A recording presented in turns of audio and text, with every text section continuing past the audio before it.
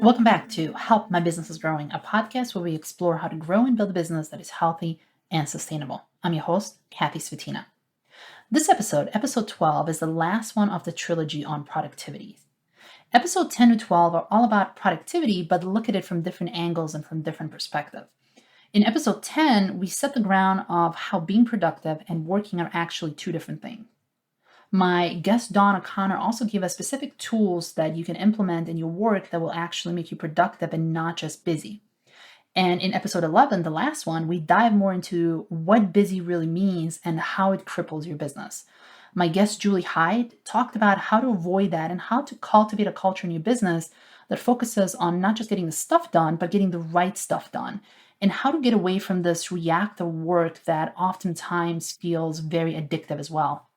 Episode 12, this one, is the last one of the trilogy. It will dive into the topic of how to do more by actually doing less. And trust me, I know this is really, really hard to do, and it's very easy to say, but so hard to do in a growing business when everything seems to be happening all at the same time. And that's why we're talking to John J. Fenton, who is an expert in this topic, and he's teaching his clients on how to do just that. He uses teachings from Tai Chi, mindfulness, and breath work. And I have done Tai Chi myself in the past, and I can vouch for it that it actually does work. It really does work. So before we go into the interview and how to actually do all of this, let me tell you a little bit about John. John J. Fenton is an executive coach who works with CEOs who love growing their business and leading their teams, but they hate all the stress that brings. He's the founder and CEO of John J. Fenton Executive Coaching.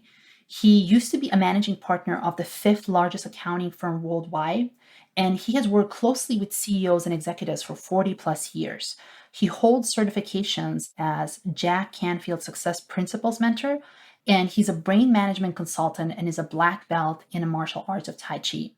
He has published in Forbes and is the author of a best-selling book, 5-Minute Mastery: The Surprising Secrets from Transforming Your Stress to Success and Mastering What's Important. Join us.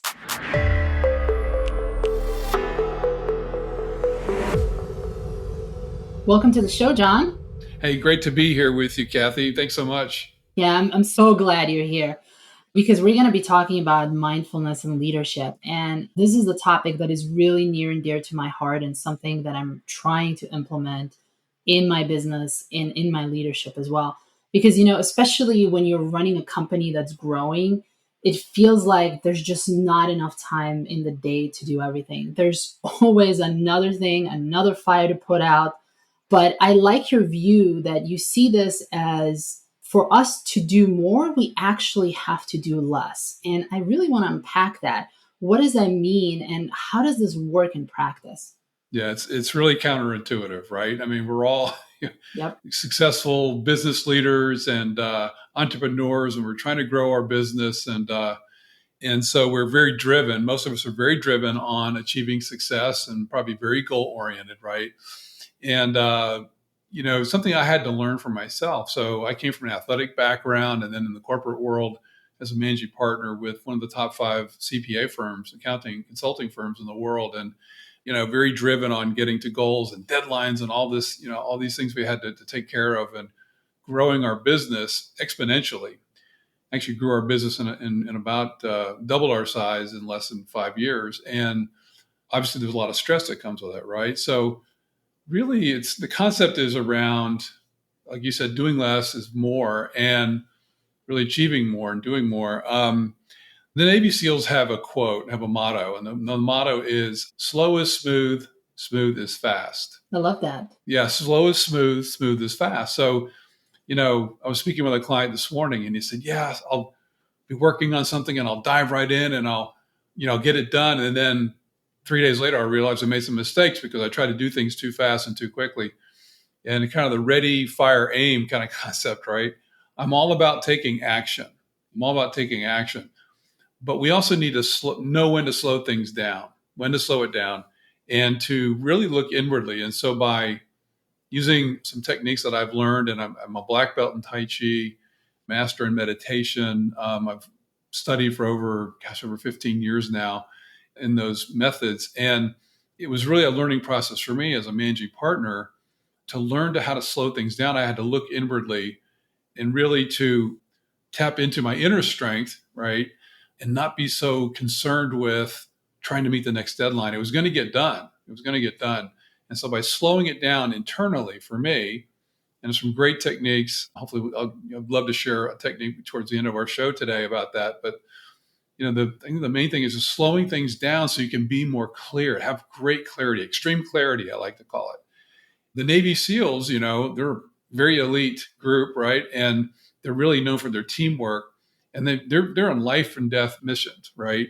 And so they have this concept, though. They know that to slow things down, to be smooth, in the long run, is going to save lives and have a more effective outcome and better outcome in their missions. And so, thankfully we're in business and there's no lives at stake, I don't think, unless you're in the medical field, right? Yeah. So like I used to say, we're not doing brain surgery here, right? But slowing things down so you have greater clarity so that through that clarity, you have more confidence, you have more energy to do the work that you want to do. And I was just reading an article this morning from Gallup about burnout. Burnout is a big thing. It's still a big thing. And so having the ability to slow things down enables you to create the success you want in your business and personally in your personal growth, and to achieve all the things you want to achieve. In the long run, it'll be faster. And what have you seen with people that you work with and even with yourself? When is that pivotal moment when you have to say, okay, I am spinning out of control here. I have to slow down. And I think as you get more in tune with yourself and with your body and how your mind reacts, you're able to catch those moments faster, correct? Mm-hmm. Absolutely. And you said something very important, Kathy, and that is you have to listen to your body.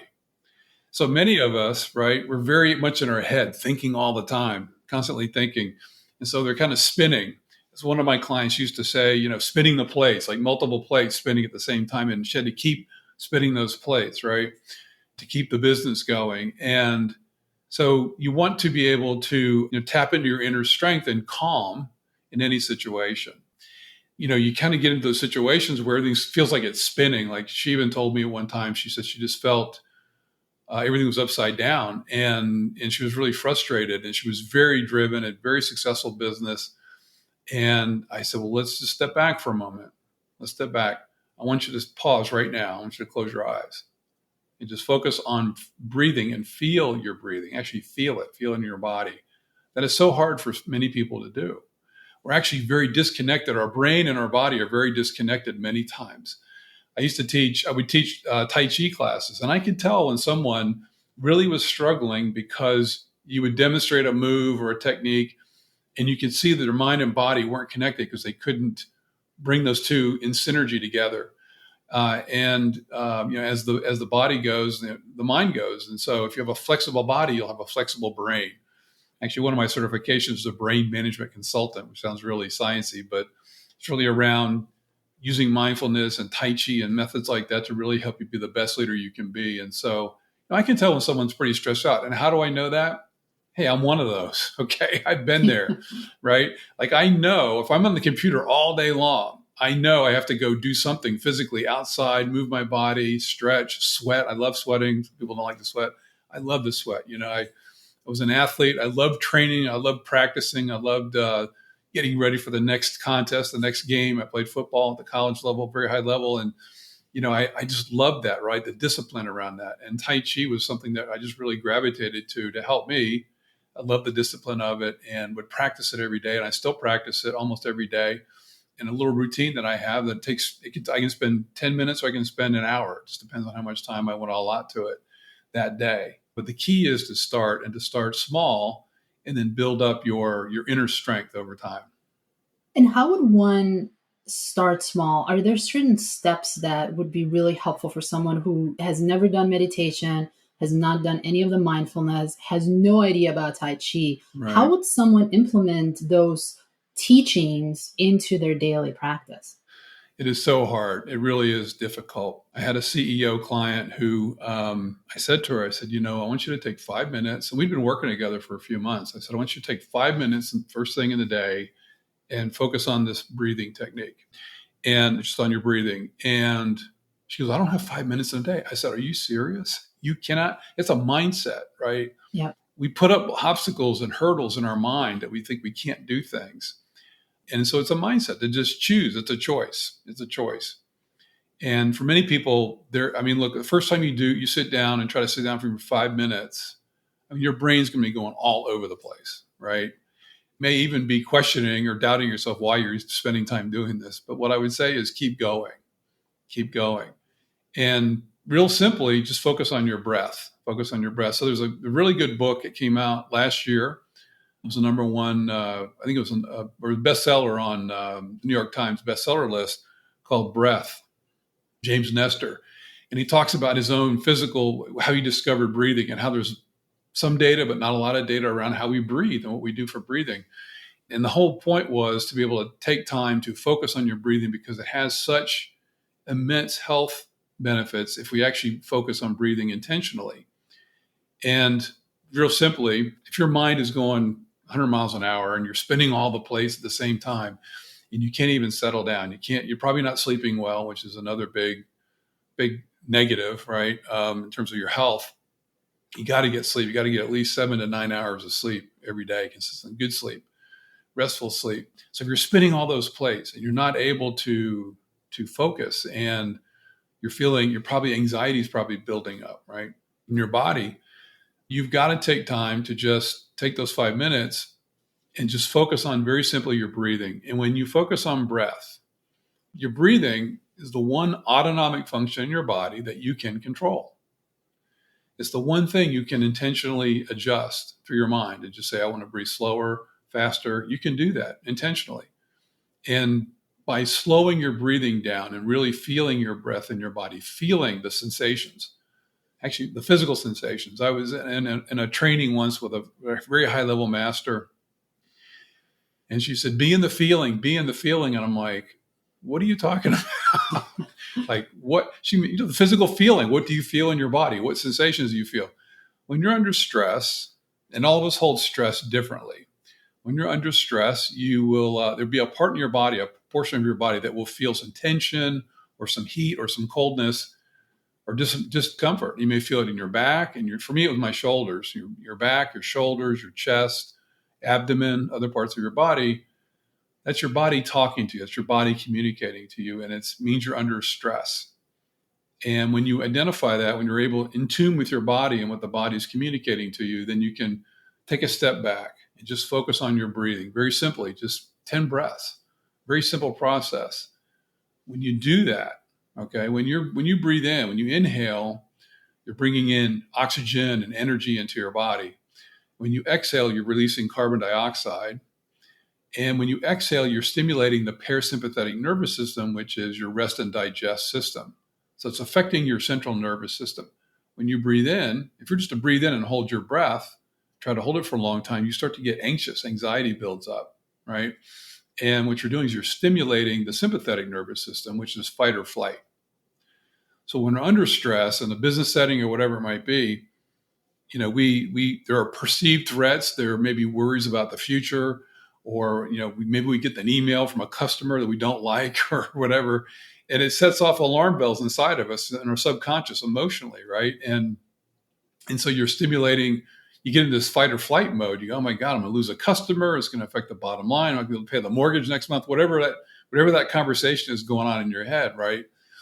So you're stimulating the sympathetic nervous system in fight or flight. Your body does not distinguish between a real physical threat or a perceived threat. It reacts the same way.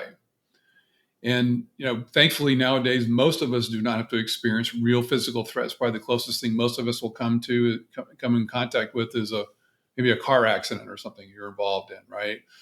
A real physical threat, your body's going to react a certain way to save you, right? And it does all kinds of hormones change, and your breathing changes, and your blood flow changes. There's all the things going on inside. When you're in a business setting or whatever setting, and you're feeling stress, and it's continual stress, your body's in that state of fight or flight. It's reacting the same way. Over time, your body will not be able to sustain that, and you're going to have some real health issues from that.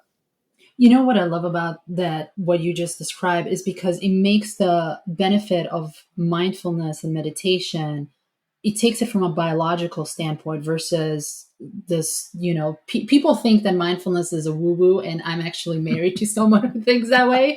So I really love that you took it from a place where you integrated the nervous system and the biological functions, that this is not just something that's, up there woo woo land, but it's very physical. It's very real.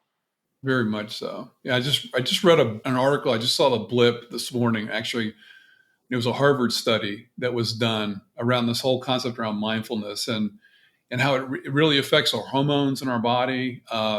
Your physiology changes. Okay, stress hormones like cortisol increase when you're under stress, right? Whereas dopamine and other good hormones are released when you're in a state of rest and digest and parasympathetic nervous state. And that you want to have a balance. Some stress is good. I mean, it motivates you. You want to get. I usually always use a football analogy. You want to get to the end zone, right? You're in the red zone. You get to the end zone, but you have to have balance too. It can't always be go go go all the time. And quite honestly, some of this, comes from ancient cultures. I think in the East we had these cultures. I think somehow they went away over time in the millennia. The Eastern cultures seem to have retained some of these ideas and methods throughout the millennia. The bottom line is it's common sense. It's just common sense, Yeah. right? If you're in an argument, someone says, take a moment, take a breath, right? We know how to use our bodies the way we need to do. Our body will tell us how to use them, but then we overthink things, right? And we ignore the signs, or we ignore what our body is telling us. So there's so many, simple ways to improve our health. And the whole point of this really is about being a better leader and being clear. And if I may, I could share a little bit about my own story, my own personal story. Yes, please. But I think I shared with you. I was having this about 3 years ago now. I was in a meeting with a client, and I just passed out. I slumped forward in the meeting, and he thought I was kidding. He ran to get help. The director of the facility, it was a multi-purpose facility we were meeting at, he ran in, saw that I was non-responsive, got me on the floor and began administering CPR. And he worked on me for 25 minutes until I got to a sinus rhythm. I had stopped breathing. EMTs had shown up during that process, and they rushed me to the hospital. I was put into a hypothermic coma, and I woke up about 3 days later in the ICU. At my bedside were my wife and my daughter, and I had no idea what had happened. And I said, "What happened? What happened?" And so what I discovered was that my heart had stopped. They call it sudden cardiac arrest. I didn't have a heart attack. It just went right to stopping because my heart rate was out of balance. It was beating very rapidly, and it just stopped. And so I was in the hospital for a few days. They actually implanted a defibrillator in my chest in case it happened again in the future. But it didn't happen again. And the good news is a full recovery. So what happened to me? What happened there? Looking back on it, I know how I was putting a lot of pressure on myself. I know how I hold stress, and I had this irregular heartbeat for many, many years, and it got really worse. And I didn't know it, had no idea. And so my body was telling me, stop. And I was very lucky to be where I was at. The person who was there at the building who saved my life through CPR was an expert at CPR, it turned out. And doctor said I beat the odds. It was less than 5% chance of survival having gone through what I went through. But what did I learn from that? What did I take away from that? A couple of things. One, I had to make my health my number one priority in 2019. So I had to stop doing what I was doing. And, I thought I was doing a pretty good job. I was a pretty healthy guy. I was doing my Tai Chi in the morning, but I was also burning the candle at both ends and doing lots of things. I'd just written my best-selling book at that time and just published it. And so you're just taking a trip out of the country for a couple of weeks with my wife to celebrate. And life was really good, right? And it just, bam, just hit me right in the side of the head. So I had to stop what I was doing. I had to reassess everything. I had to push my health to number one on my to-do list, if you will. I think that's one of the biggest mistakes business owners, entrepreneurs, CEOs, people in business make is, I call it the number one devastating mistake that you can make it, and you make every day that affects your bottom line. And that is you don't take your health seriously enough. You don't put your good health at the top of your list or near the top of your list. So what happened? I had to focus on just my health. I had to stop everything, right? And was able to fully recover, thankfully, fully recover. Great doctors, great care at the hospital. And But I also use the techniques and the methods that I've learned over many years, breathing and focusing on my health and Tai Chi and stepping back, pulling back, being more smooth, right? And it's always there's a concept around mastery. You never really master something. It's the process to get to mastery, right? It's like kind of a continuous self-improvement, if you will, really, right? Yep. And so I learned about those things. I learned about listening to my body more, moving my body. And that's why I love to go outside and move, making my health my number one priority. And I have one other story that's similar. I had a client, owner of a business, very successful business, and she had cancer. And she was out of the business for about 18 months. And the business suffered because she was not there. And we're talking, it's like a $20, $30 million company, okay? Been around for a number of years. It was not a brand new company, been around for 15 years or something like that. And she realized that she had some things to fix. Number one, she had to make her health the number one priority for her and her family. And she did, and she recovered, thankfully. She recovered fully. But it takes you out of your game, right? So it directly impacted her business. And she spent the next few years, when I met her, it was after she had come back to the business and was trying to rebuild the business. So I believe in prevention. Is a good strategy, whether it's something in business or in your health. And I think the two are interrelated, because if you're an entrepreneur, if you're a CEO, if you're a C-suite executive, many times our energy and our being is kind of tied up in that business, right? If you've started a company, if you're an entrepreneur, a small business owner, big part of you is in that business. But you got to know it's a marathon. It's not a sprint. So you got to be able to pull back, find time to reward yourself, find time to give yourself those breaks, those mental breaks, health breaks. Vacations are so important. And it's so hard to let go, right? Especially a small, relatively new business, right? A small business, and entrepreneur, you got your hands in everything, right? And what do you do about that? I mean, what can you do? I mean, one of the things is to make sure you hire good people that you can trust, right? And give yourself that opportunity to really step outside the business, not always be in the business, which is one of the things I help my clients do is look at their vision, their goals, step outside the business for a bit, think about strategically, what are we doing? What do we want to do next? Where do we want to go? And also make sure they're focusing on their health. It's part of the conversation I have with all my clients on a regular basis.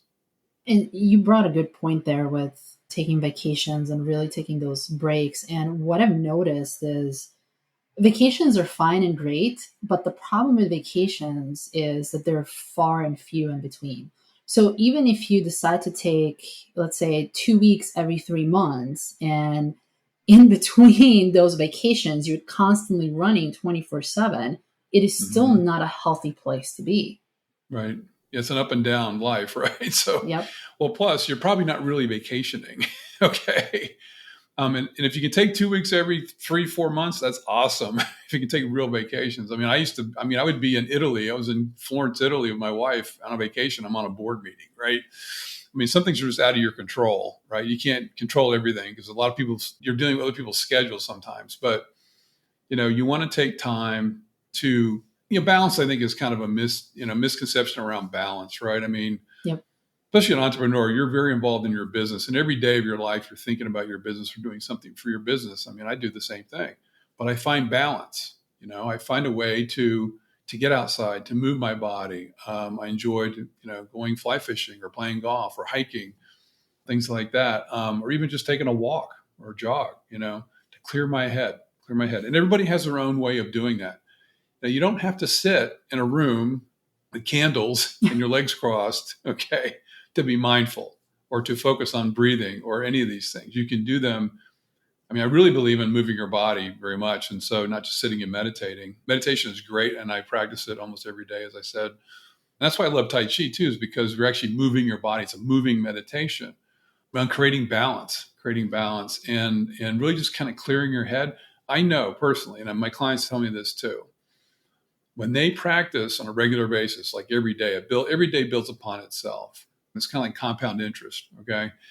And when you're in that flow of just doing it every day, just a little bit every day, when you miss a day, you really feel different. You notice it differently. And I notice the days when I'm able to really clear my head and focus on my breathing, that day things just rock. Like everything just flows that day. It's a productive day. I feel like a sense of accomplishment. Maybe I didn't get to everything I wanted to get done, but I feel like I got through the things that were really critical that day.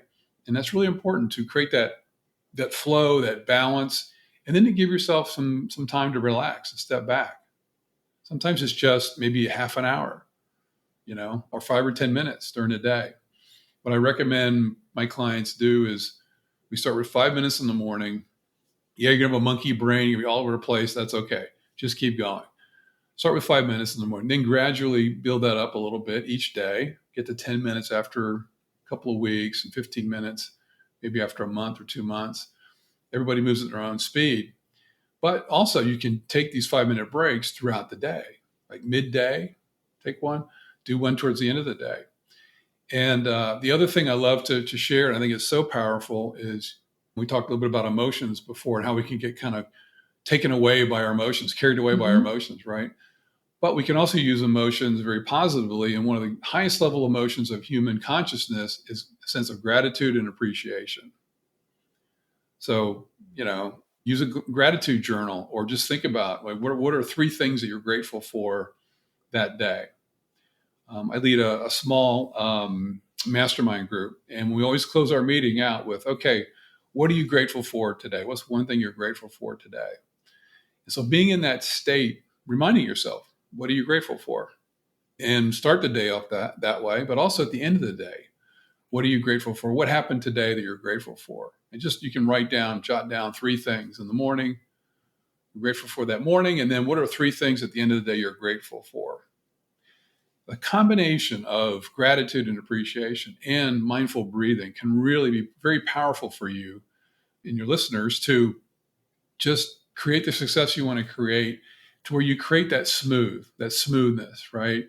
And not just herky-jerky up and down and chaos. And there's all kinds of chaos around us, right? I mean, The speed of change has accelerated dramatically in the last 2 years, really. And it's always constantly changing and growing and increasing.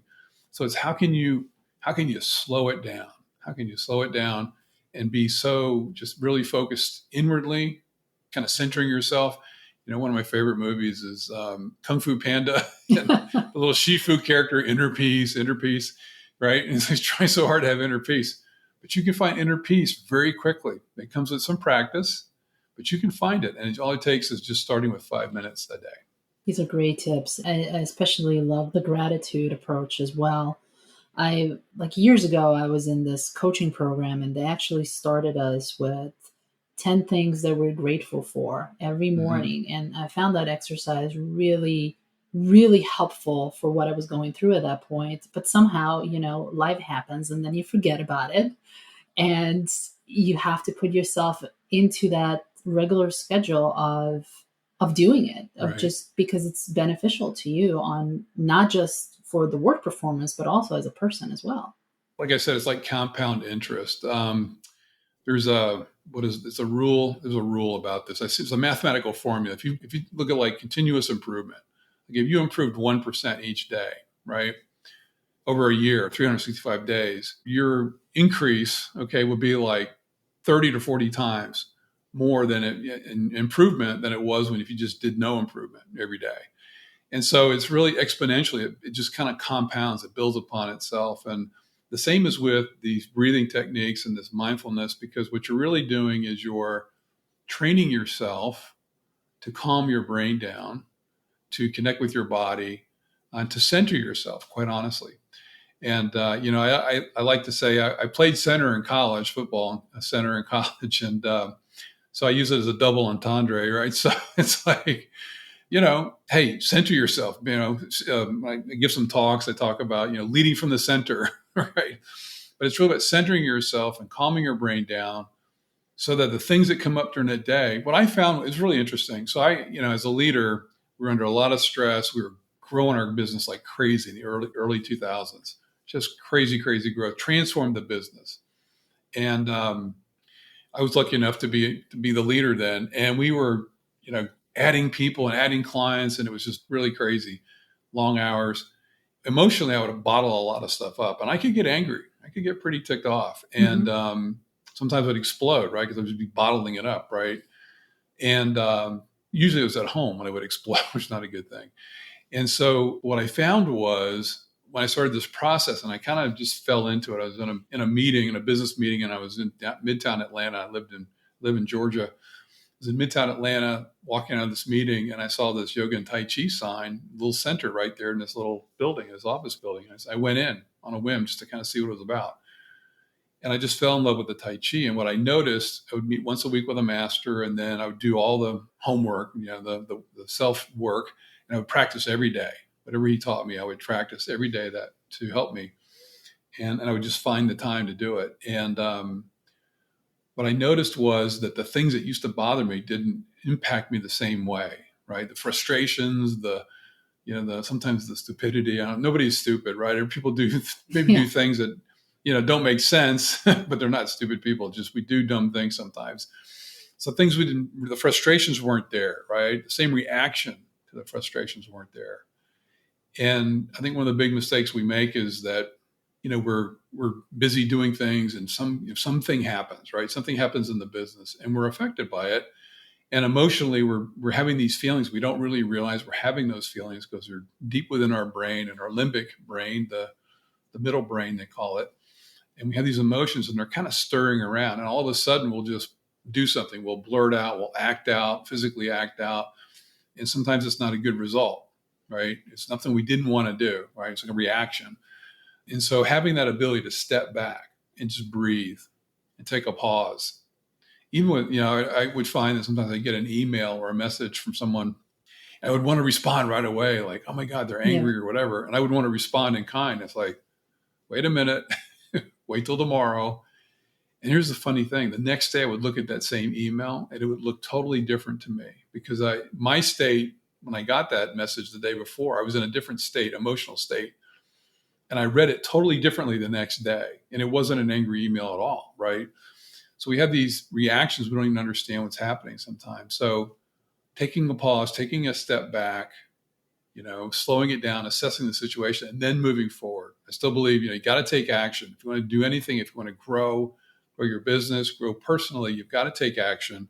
But you want to do it in a way where it's not that you're carried by your emotions. You're doing it intentionally with forethought. And so being able to center yourself and breathe can really just get you in that place very quickly. I think I was fortunate in my training that I learned quickly how to center myself through my breathing very quickly.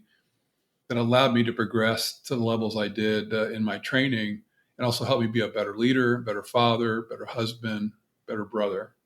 And how did you learn how to do that? Is there a specific exercise that you went through? I know that you had a lot of training in Tai Chi and the breathing, and it took you years and years to master all this. Mm-hmm. But is there like a specific tip or trick that you found that when you get really angry or triggered by something, what do you do at that point to put yourself back into the center? Yeah, great question. I think real simple, take your palms and just place them on your lower abdomen.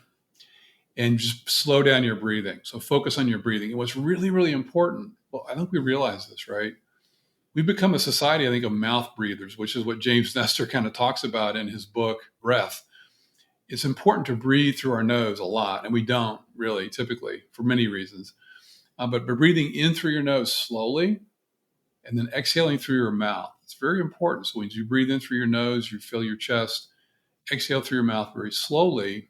Do it 3, 10 breaths, whatever time you have, but at least do that for a moment. And placing your palms on your lower abdomen kind of helps you to center your body. Your lower abdomen actually is your geometric center of your body. If you remember Leonardo da Vinci and the Vitruvian Man, right, fitting a square in a circle. Yep. Basically, it was a way through geometry and through measurement to find the real center of the human being between a circle and a square. And that center point is just below your navel.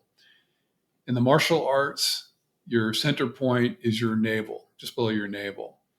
And if you ever watch like martial artists or, Tai Chi or, Kung Fu or whatever the martial art might be, the way that those masters and those practitioners are able to break boards and bricks and all these things is they're able to center their energy and their focus very succinctly, right?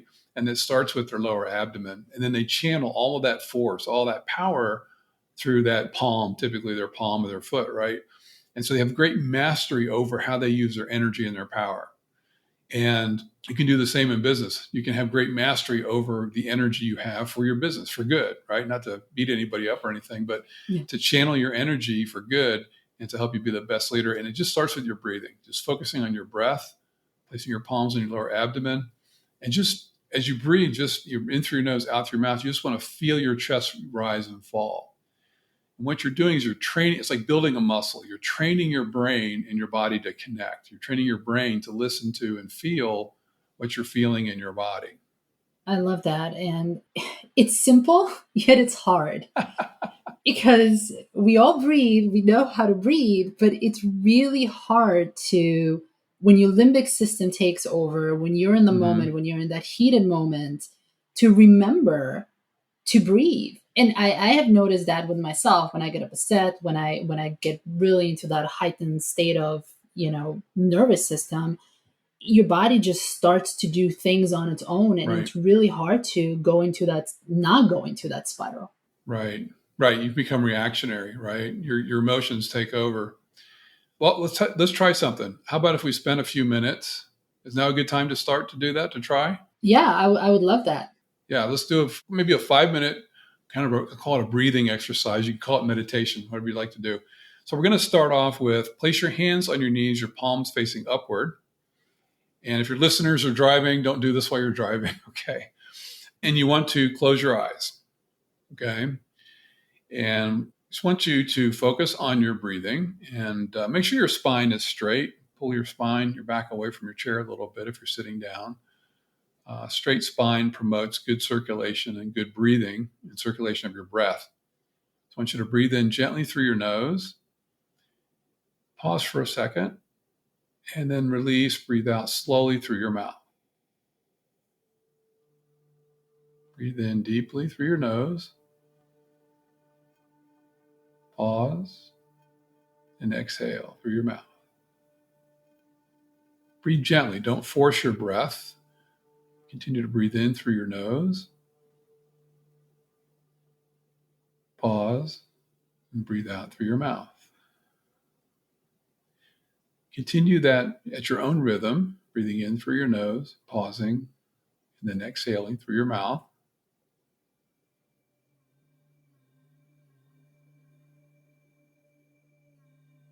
As you continue to breathe at your own pace, bring your mind to your chest.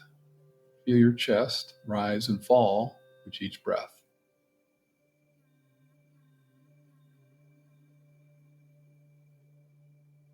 Feel your chest, feel your body.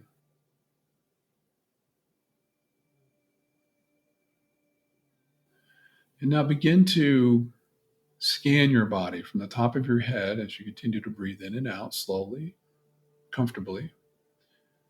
Scan your body from the top of your head down to your neck, your shoulders, your chest.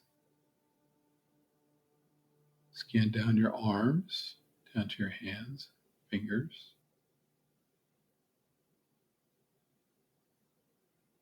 Scan down your back. Scan down your body and your back, your spine. Down to your hips and waist, lower abdomen.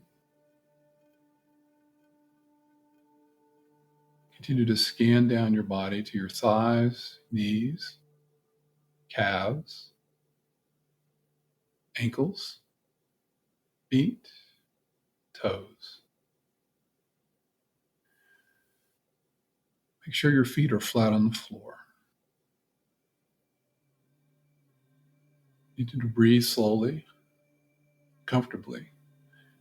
And as you scan your body, notice where you may feel some discomfort or some tension, maybe a slight pain, or maybe some heat or cold. And if you find a place of discomfort in your body, focus your attention there. Breathe into that discomfort. Don't avoid that feeling. Breathe into it.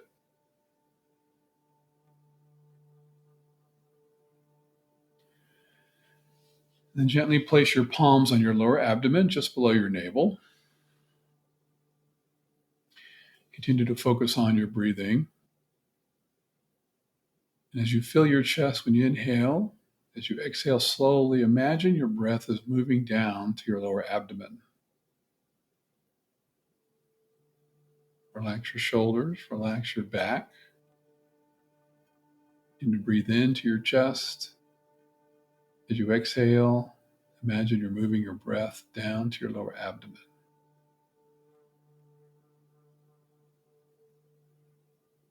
Begin to breathe as a child breathes, as a baby breathes.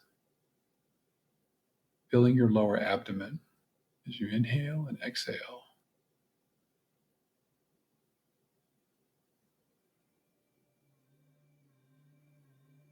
And slowly move your palms back to your knees, palms facing up.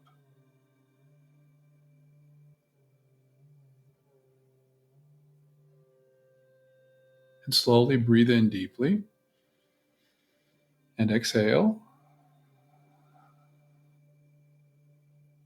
Breathe in. Breathe out. Breathe in deeply. And exhale. Good. You can open your eyes. Good. You can rub your palms together. If you want to, you can kind of sweep your face. You don't have to, but kind of sweep down. And I'll ask each of your listeners and people listening and watching, how do you feel right now? And same for you, Kathy. How do you feel right now? Describe what you feel. Very relaxed. And usually when I do these exercises, my natural instinct is to start to feel sleepy afterwards. Yes. That's probably an indication you need more rest. Yeah. I've had people fall asleep in classes and stuff with me. It's okay. That means you need to sleep. That's what you needed. Yeah. So, we hold tension in our bodies and stress builds up, and giving ourselves just a chance. And that was 5 minutes, giving you a chance to just breathe and feel your body, connect with your body. And, something I wrote about in my book, 5-Minute Mastery. It's also in a gift that I have for everybody listening and watching today that I'd like to share with them too. So that is so generous of you, John. And I love this exercise. It's probably going to be on my bookmark for the podcast. Every time I need 5 minutes, I'm going to listen to John. Yes. Awesome. I always ask my guests, what is the one next tangible steps that people can take in the next week to get them more towards their goal of, in this case, mindfulness. But I think you gave us a great exercise of how to do that. Is there anything else that people can do except, doing this exercise, this wonderful exercise that you gave us for 5 minutes? Any other small tip that they can do in the next week to get them more towards this mindfulness? Yeah, I have two things. One, whatever physical activity you like to do for yourself, do it mindfully. So if you're running, feel your body, focus on the bottom of your feet. If you like to work out in the gym, focus on the muscles that you're working out, the part of your body you're working out, right? So just keep practicing no matter what you're doing throughout the day, connecting your mind and your body together through all things. Even if you're writing, right? I like to write with something like a pencil or a pen. I love to write on paper or reading a book, actually reading a book in front of me as opposed to online. Mm-hmm. Just feel the sensations around that. And again, mindfully connect your mind and body. And the other great tip I have is I have a wonderful, easy to use guide. It's called the CEO Guide. So whether you're a CEO, business owner, anybody listening, it's helpful for anybody who's listening can get it. And they can go to my website, www.johnjfenton.com/CEO guides, one word. So the CEO Guide, it's a one-page PDF that will guide you through this process, kind of a reminder. And you can practice it every day. And what I would recommend is do it at least 7 days, do it every single day, just for 5 minutes, just 5 minutes. If you want to take more time, that's awesome. That's great. See how you feel after 7 days. See how you feel after 7 days. And if you like your experience, reach out to me, and you can find me on my website, johnjfenton.com. Awesome, John. Thank you so much for all these, for your tips and for your wisdom and for your knowledge. Super appreciated. Thank you so much for being. Oh, yes. Thank you so much. I really appreciate it. One more thing I forgot. You can also find my book on Amazon, 5-Minute Mastery, John J. Fenton, and you'll find it on Amazon.com. And for the listeners, I will also include all of the resources, the website, and the guides to John's website in the show notes. So if you're interested, you can also find the links in the show notes as well. Thank you so much, John. Super appreciate it. Kathy, so honored to be on your show. Thank you.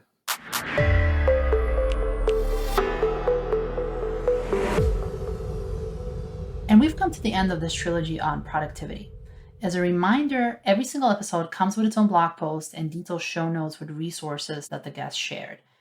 I really hope you enjoyed these episodes because I definitely did.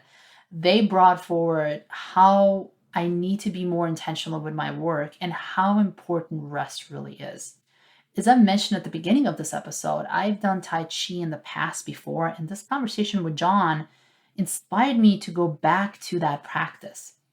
And it also reminded me of what my teacher always said when I got frustrated, something that I use on an everyday basis. And I've actually internalized it so much that I forgot where it actually originated from. So I want to share her message with you in hopes that it will help you. So this is how this goes. Next time when you feel like everything is going at a million miles an hour and you feel frazzled and there's this hectic, frazzled energy that's going around you, and you feel like, oh, I just have to get this done and I don't have enough time, just take a deep breath and remind yourself to relax and do less. Thanks for listening. Until next time.